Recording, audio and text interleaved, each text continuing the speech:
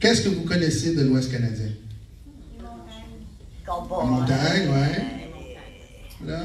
Les Indiens. Dis-moi pas encore, c'est quoi le pays que tu m'as dit tout à l'heure? Non, dis-moi pas l'Irak et si l'Ouest canadien, là, arrête là. Faut que tu changes de pays. Change de mot.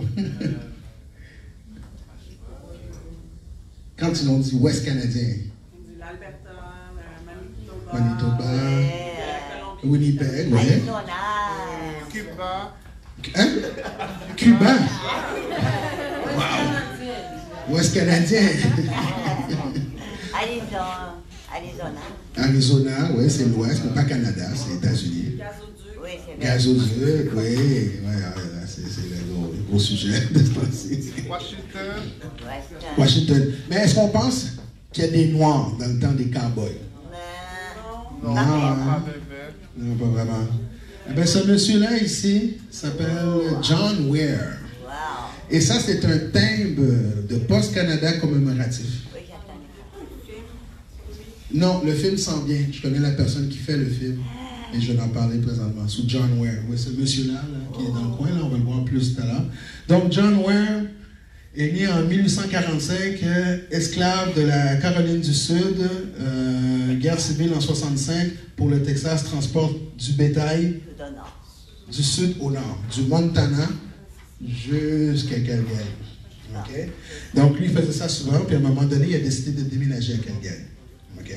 Il faisait ça bien, il faisait beaucoup d'argent à ça. Okay? Il était vraiment renommé, connu. Son étampe de fer, là, c'était 999. Après 3 chiffres sur un étampe, il n'y avait plus de chiffres, donc on lui a donné 999 parce qu'il y en avait plus que 999. Bétail, vaches, chevaux, tout ça. Donc, son nom, c'est John Ware. Il a vécu à Calgary jusqu'à temps qu'il décède. Et tu vois, ici, le Montana était là. Il montait ici. Il s'en allait à Calgary, il s'en allait à Lethbridge, Brooks. J'ai fait tout le tour de là. J'habitais à Calgary 2 ans. C'est comme ça que je l'ai découvert. Donc, s'en allant là-bas. Donc, c'est ça. Il faisait le va-et-vient souvent. Et à un moment donné, c'était après l'abolition de l'esclavage, c'était rendu très risqué pour les gens noirs qui étaient libres. Donc, il y en a qui voulaient les rattraper, tout ça. Donc, lui, il a décidé de rester de l'autre côté de la frontière. Donc, il a vécu à Calgary la fin de ses jours. Et ça, c'est sa maison qu'il avait, qui est toujours à Calgary jusqu'à maintenant. Et ça, c'est lui avec sa femme. Et ils ont eu 3 enfants. Et ça, c'est des photos de ses troupeaux qu'il avait avec tous ses employés qu'il avait dans l'Ouest canadien. Il habitait de 1895 à 1910 quand il est décédé. Pendant 15 ans, 20 ans, il habitait à Calgary. Et il était très renommé. Quand tu vas sur le Stampede Ground, c'est le festival de rodéo qu'on a à Calgary, le Stampede qu'on entend. Pour avoir été là, j'ai pris le métro puis je suis allé voir le match des Flames. Donc, la première statue qu'on voit, c'est la statue de John Ware. Ouais, c'est la statue de John Ware à Calgary. Et c'est lui qui a même amené la compétition de tirage de cordes qu'on voit. Donc, il y avait un autre noir, sa statue est au Montana. Et lui, il avait amené cette activité-là au Stampede en début de 1900 quand Calgary se bâtissait. Donc, il est la première figure quand tu vas sur le Stampede Ground, qu'on appelle, le terrain du Stampede, les Flames de Calgary, tout ça. C'est la première statue qu'on voit, c'est John Ware, avec son lasso, tout ça. Un peu comme ça. La première statue qu'on voit en sortant du métro, tu vois sa statue. Right?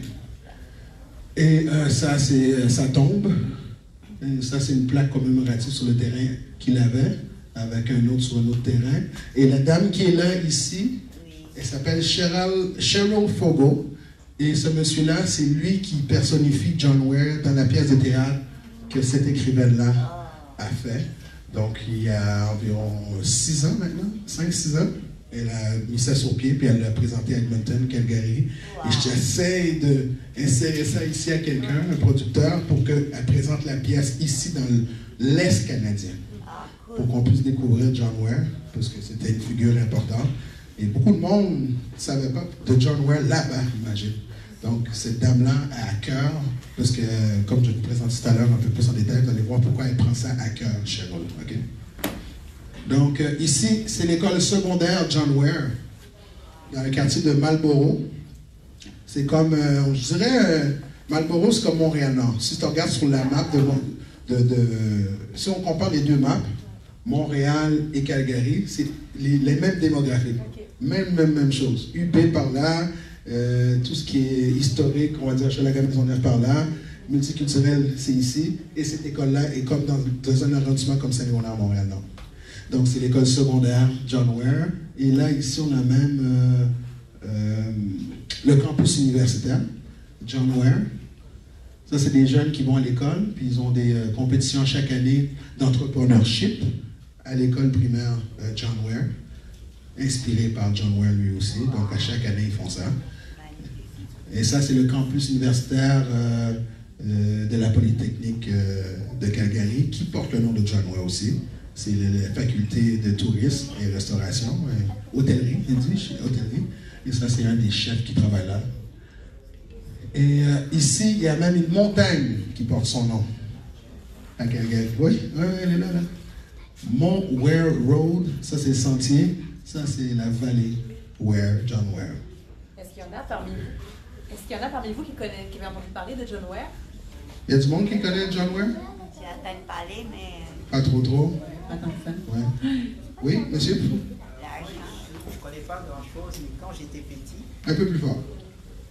je dis je ne connais pas grand-chose, Oui. mais quand j'étais petit, les ados qui sont plus âgés que moi, Oui, c'était à l'époque des films de cowboy. oui. Donc on parlait de John Wayne, on parlait de John Wayne. Oh non, pas John. Toi, tu parles de John Wayne. Oui. Non, John Wayne, c'est un blanc. L'Américain. L'Américain, John Wayne. Ça, lui, c'est John Ware, W-A-R-E.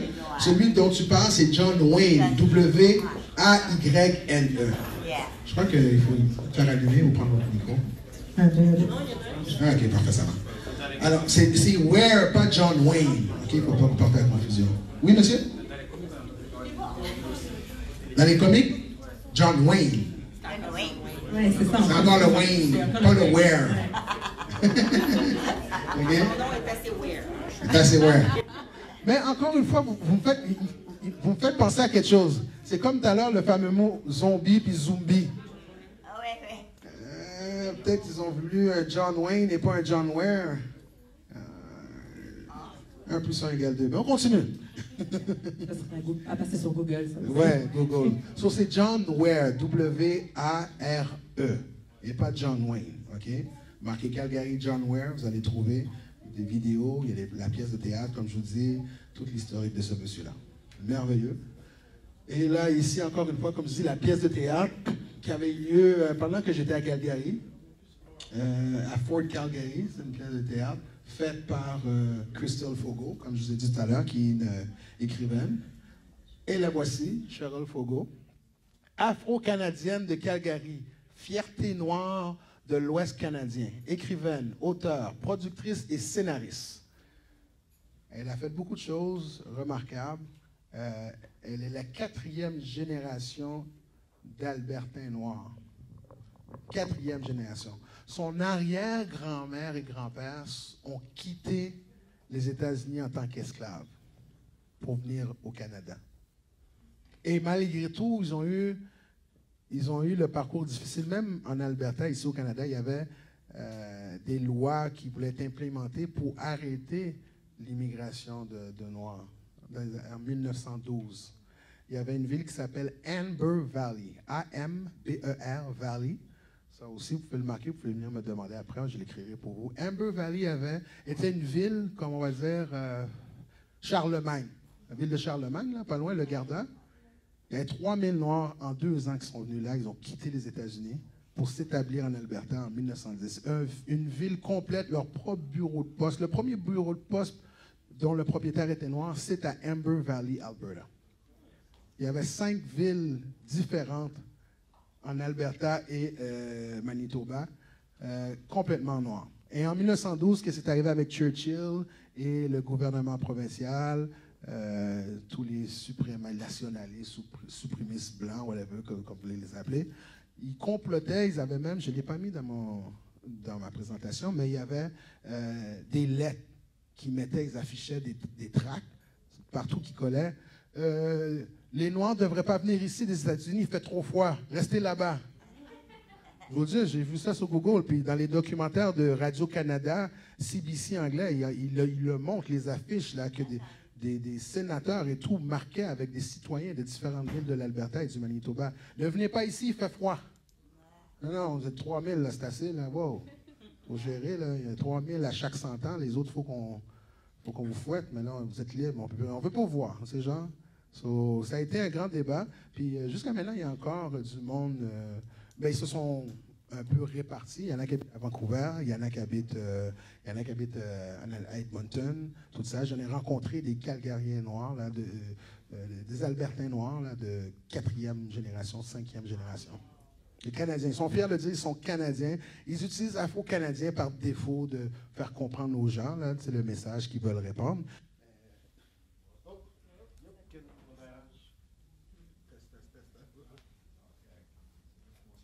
Ah oui, ça c'est bien. Ah. Alors c'est ça. Donc c'est toutes des informations. Si vous voulez plus de notes, faire des recherches, ça me fera plaisir de vous donner les bons articles sur ça. Donc ça c'était Cheryl Fogo. Et elle a écrit un livre que je vais même parler à... Elle a écrit un livre qui s'appelle Pouring Down Rain, la pluie tombante. Et ça, c'est un livre qu'elle elle adorait les livres depuis qu'elle est toute jeune, ok? Comme j'ai pu marquer ici. Un de ses premiers livres d'écrivains noirs qu'elle a lu, elle, en Alberta, c'était dans sa vingtaine et c'était la biographie de Martin Luther King. Avant ça, elle n'avait jamais lu quelque chose sur les Noirs de sa vie, là. Elle était curieuse, mais il n'y avait rien. Dans les années 90, quand elle avait une vingtaine d'années, elle a tombé sur le livre de Malcolm X. Elle l'a lu, ça l'a inspiré à son identité, à sa quête identitaire. Donc, c'est ça. Et ça s'est inspiré, elle, des plus de 150 histoires familiales que sa grande-tante, comme je vous ai dit, lui a partagées avant qu'elle décède. Et sa grande-tante se souvient que quand elle a quitté, pas le Montana, mais une autre ville pas loin, Alabama, quelque chose comme ça, quand elle a quitté les États-Unis, il pleuvait. Le temps qu'elle fasse le parcours, qu'elle arrive à Bowness, qui est dans le sud de Calgary, il pleuvait. Donc, ça a cliqué à Cheryl de dire, quand la pluie tombante, et elle partage les histoires de sa grand-mère jusqu'à elle, 4e génération d'Afro-Canadiens de l'Ouest du Canada. Donc, le livre est en vente présentement. Il l'avait écrit il y a 30 ans, et la semaine dernière, le 8 février dernier, elle l'a relancé. C'est sur les sites de CBC, c'est sur les sites de Black History Month à travers le Canada. Vous allez trouver encore des informations sur ça. Très fascinant, très pertinent. Ouais. Donc, j'ai eu la chance de passer 2 ans à Calgary, puis j'ai encore des amis j'ai rencontré des Haïtiens qui sont arrivés là-bas en 72. Des Haïtiens, j'ai rencontré un bon ami à moi, Stouch, et c'est toute sa famille, sa maman qui vient de Antigua. Communauté trinidadienne incroyable. Il y a des fêtes soca du mercredi au dimanche. J'ai mal au rein des fois, mais j'aime bien la musique soca. C'est une autre histoire. Et c'est ça. Donc voilà, c'est ma présentation de ce que j'ai découvert sur l'Ouest canadien et les personnalités de John Ware. Et Cheryl Fogo est en train de finir le film sur John Ware. Donc, elle est en train de finaliser ça. Elle a fait la pièce de théâtre, elle a fini le film. Je suis sûr qu'on s'arrangera pour venir vous le présenter ici, faire venir Cheryl ici pour parler avec vous. D'habitude, j'ai quelqu'un via Skype, j'ai Cheryl via Skype dans mes conférences, mais je voulais jaser un peu plus avec vous, puis avec Nelly, puis toute l'équipe ici. Mais d'habitude, j'ai du monde d'Haïti, de Miami, d'Atlanta, du Brésil qui sont en direct avec moi dans la pièce. Mais aujourd'hui, c'était un peu difficile pour certains, puis j'ai voulu plus avoir vos questions. Mais je suis en contact avec Cheryl. Ça va t'obliger à revenir. Oui, on dirait. Est-ce qu'on a d'autres commentaires sur l'Ouest canadien? Donc, une autre communauté en Nouvelle-Écosse. Nouvelle-Écosse, il y a un fameux endroit qui s'appelait Africville. Du monde, vous avez déjà entendu ce terme-là, Africville? Oui.